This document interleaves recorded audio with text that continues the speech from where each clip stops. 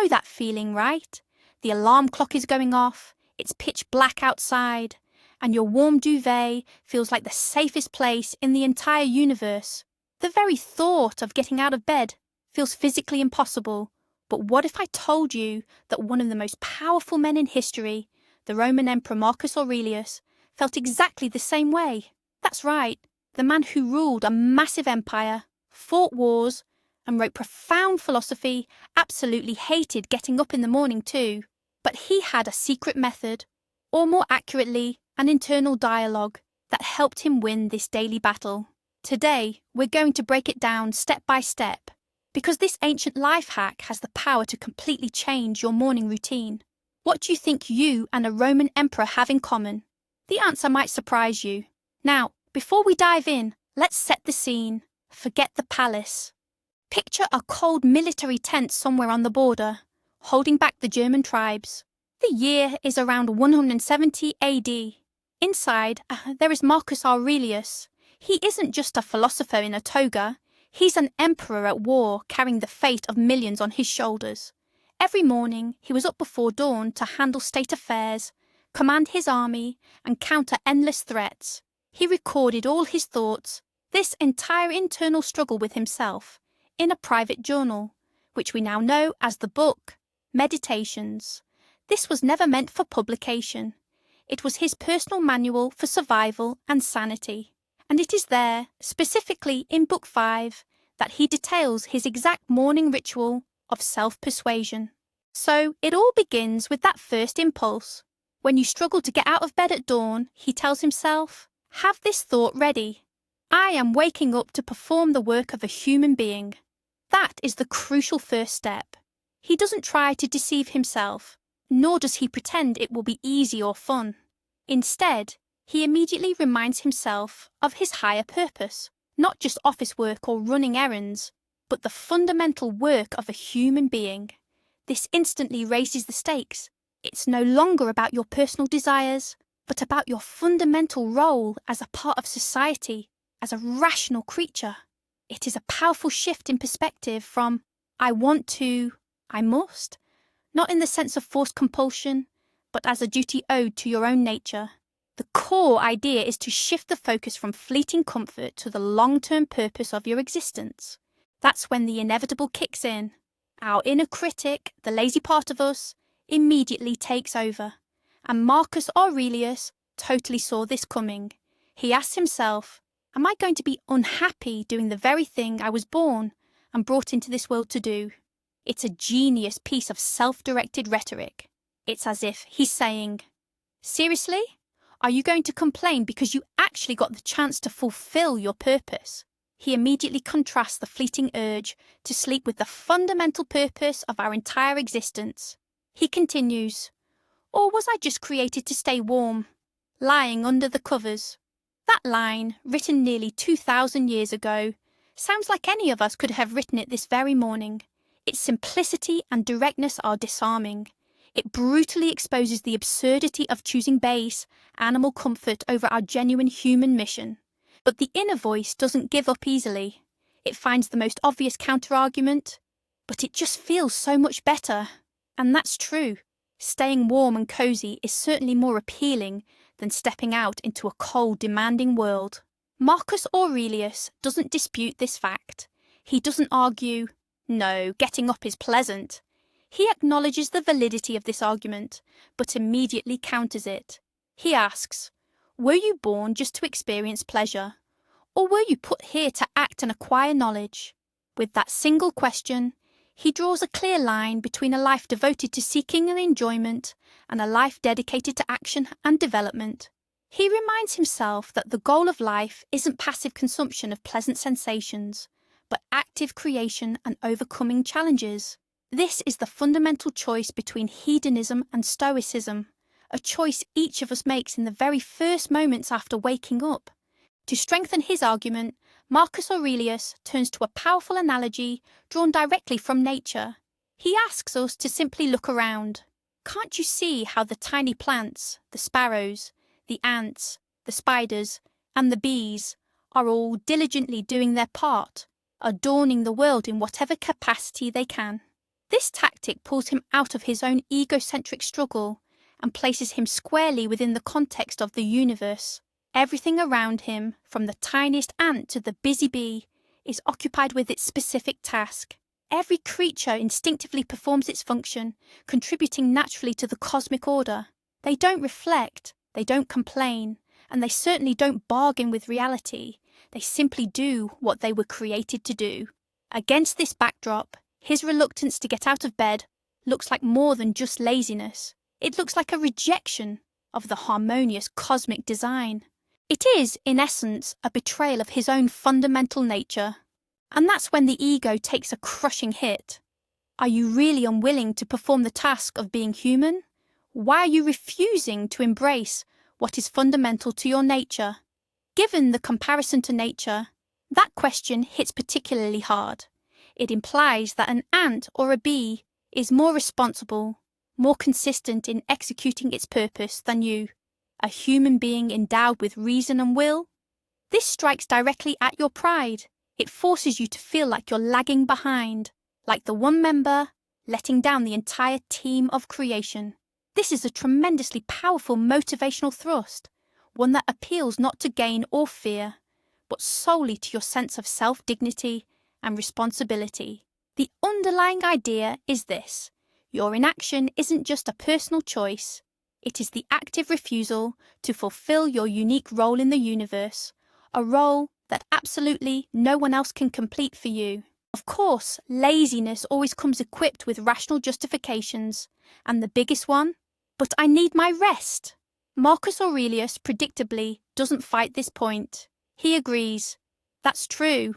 However, nature has established limits for rest, just as it has for food and drink. He validates the genuine need for downtime, but instantly defines its boundaries. Sleep, food, and water, they are all necessary, but only in moderation. Nature is wise.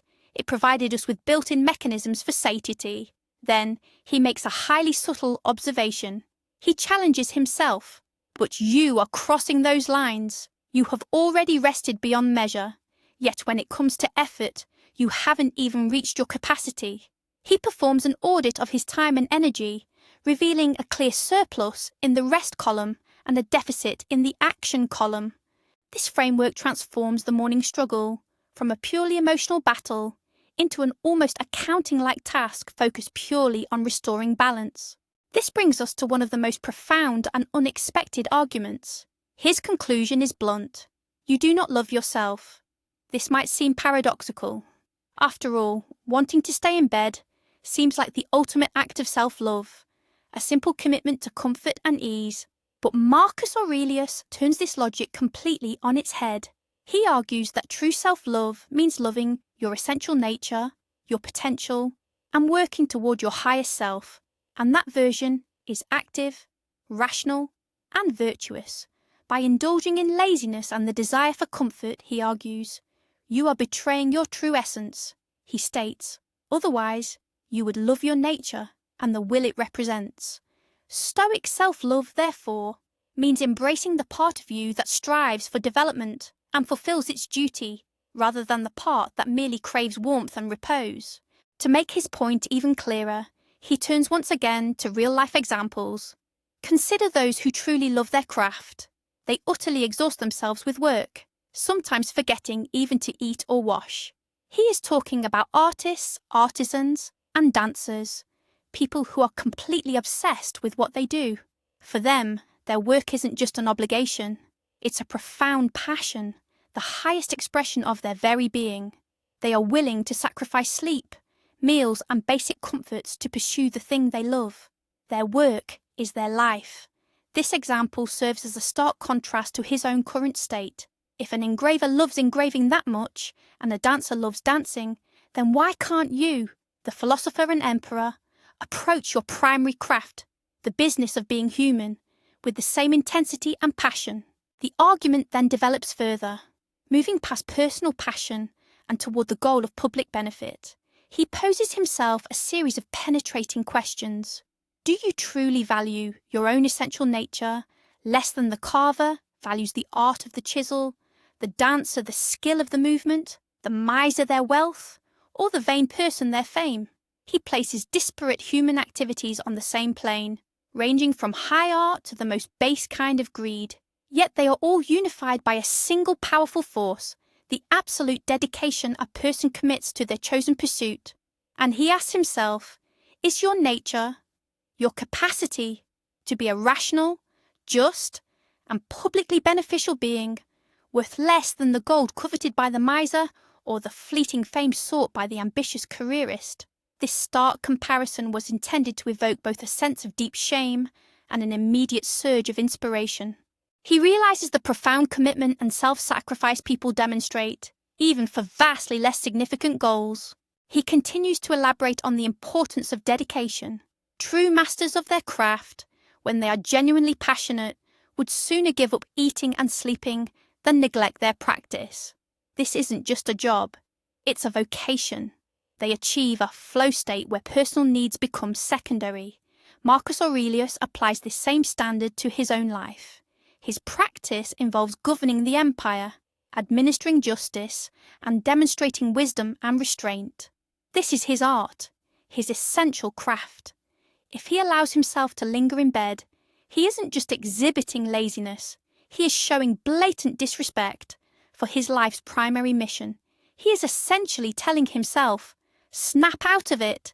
Your art demands far more commitment than any other, because its fruits determine the well-being of society as a whole. So he wraps up this entire comparison by posing one final, pivotal question. Does service to the public good seem less valuable to you, or something that deserves less effort? That question immediately ends the debate. After all these preceding examples, the answer is self-evident. Of course not. Helping others, serving the common good, that is the most valuable and important endeavour possible. If people are willing to sacrifice sleep for the sake of money, fame, or art, how much more should he be willing to sacrifice his own comfort for his ultimate mission? At this point, all of his internal struggle is reduced to one simple choice. Either you admit that your laziness outweighs the good of millions of people, or you get up and do the work. For a man of honour, which Marcus Aurelius certainly was, the choice was predetermined. Let's summarise this internal dialogue. Essentially, what we're looking at is a structured form of cognitive therapy that the emperor performed on himself every morning. Step 1. Remind yourself of your ultimate purpose, the human task.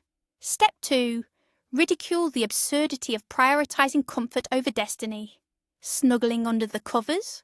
Step 3. Observe nature, which is constantly at work. Step 4.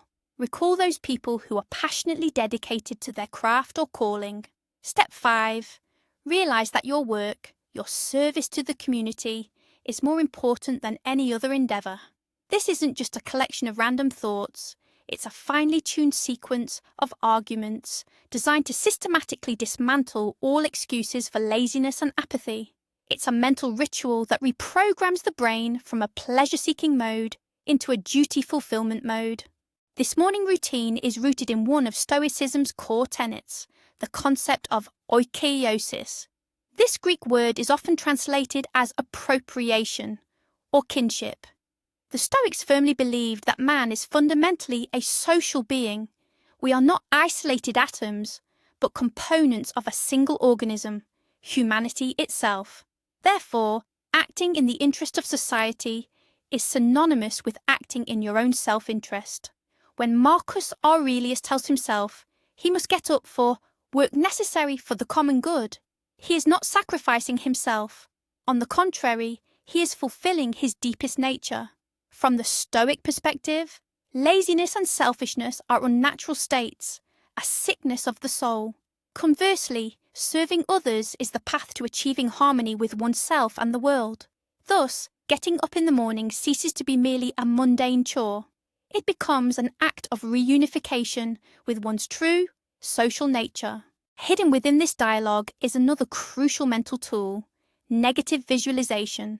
When he asks, "Was I really made just to keep warm under a blanket?" he's conjuring the most miserable and meaningless version of his life. He visualizes himself as a creature living solely for comfort and warmth, like an animal hibernating in a hole. This picture evokes utter disgust and motivates him to move in the opposite direction. He isn't picturing success or glory. Instead, he focuses on degradation and shame, using that repulsive vision as a launching pad to propel himself upward. This is a highly effective technique. Rather than forcing yourself toward a positive outcome, you generate a negative scenario so unattractive that your immediate impulse is to run away from it as fast and as far as you can. And that flight, that sheer escape, will land you exactly where you need to be. We can also look at this ritual through the lens of the so-called view from above. This is another favourite practice of the Stoics. Imagine detaching yourself from your body, rising above your tent, above Rome, above the entire earth, and looking back at yourself from space. From this altitude, your tiny figure, bundled up in a blanket, and your internal struggles seem utterly insignificant. But simultaneously, you recognise yourself as part of a vast, interconnected system, and your actions, however minor they might appear, are an essential component of the universal order. This perspective helps you both quiet your ego and truly recognise your responsibility. Your personal wants and dislikes lose all meaning when faced with this cosmic view. All that remains is what you must do as a necessary part of this greater whole. We certainly can't overlook the core tenet of Stoicism, memento mori, remember death. While Marcus Aurelius doesn't explicitly address this in his morning routine discourse, this idea permeates every page of his meditations. Every morning is a gift. We are allotted a finite number of sunrises in our lifetime, and every morning you spend lingering in bed, indulging weakness, is a morning stolen from your life, a delay against your true purpose. That time is gone forever. Recognizing the finitude of time is the most potent catalyst for action. Why put off until tomorrow what can be done today, especially if tomorrow is not guaranteed?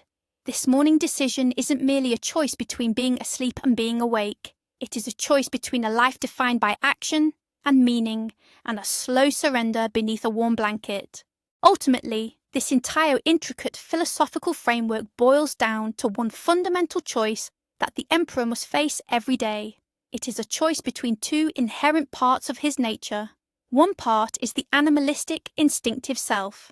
It craves warmth, comfort, security, and pleasure. It simply wants to remain in bed. The second part is the human, rational self. It is driven by purpose, virtue, duty, and self-improvement. It demands that he rise and take action. Every single morning is a small-scale civil war fought within a single person. And victory in this conflict determines who will govern your day, your lower, base instincts, or your highest reason. Marcus Aurelius simply developed effective strategies and tactics for waging this internal war, ensuring that reason would always emerge victorious. It's crucial to realise that for Marcus Aurelius, victory wasn't about having a successful or productive day. The victory is the act of rising itself. It's that precise moment when his feet hit the cold floor. In that moment, the battle is won. Everything else is simply a consequence. He doesn't dwell on the 100 tasks awaiting him. He focuses on one singular primary challenge, overcoming the inertia of comfort. This is the core idea. We often struggle to get up because the sheer thought of the day's upcoming difficulties paralyzes us. The Stoic approach suggests breaking that problem down. Don't worry about the mountain that awaits you.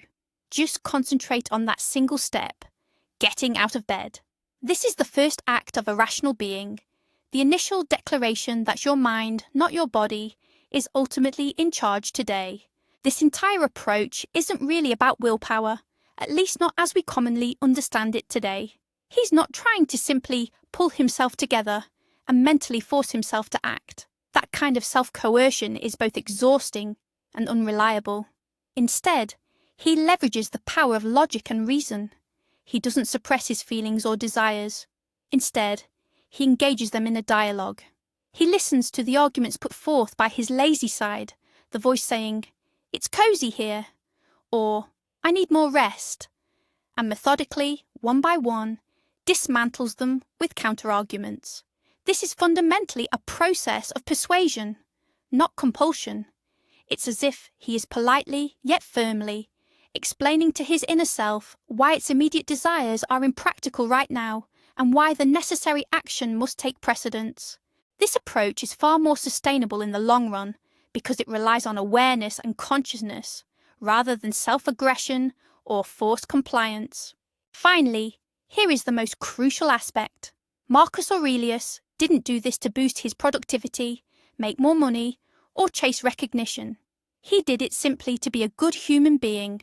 The ultimate aim of all these morning practices was the relentless pursuit of virtue, justice, courage, temperance, and wisdom. These were the pillars of his life.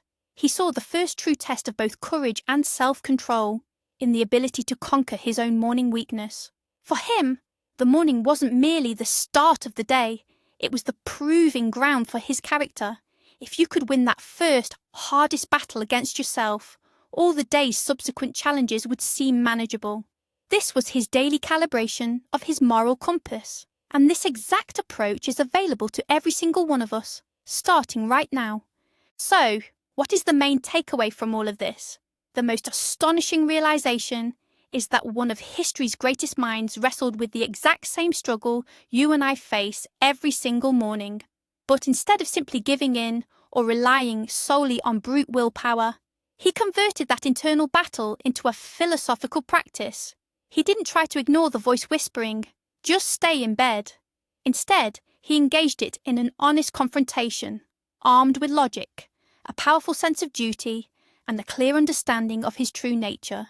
He reminded himself that he was part of something larger, that his time here was brief, and that true self-love isn't about indulging our weaknesses, but about cultivating our highest virtues. And here is the big pivot. Morning laziness isn't an enemy we must conquer, but rather a sparring partner that shows up every day, offering us a chance to become a little wiser, stronger, and better. Thank you so much for watching. If you found this ancient wisdom helpful, please hit the like button and subscribe to the channel so you don't miss future lessons from the past. Now, a question for all of you. What is your internal dialogue like when the alarm goes off? Share your best tricks and insights in the comments below.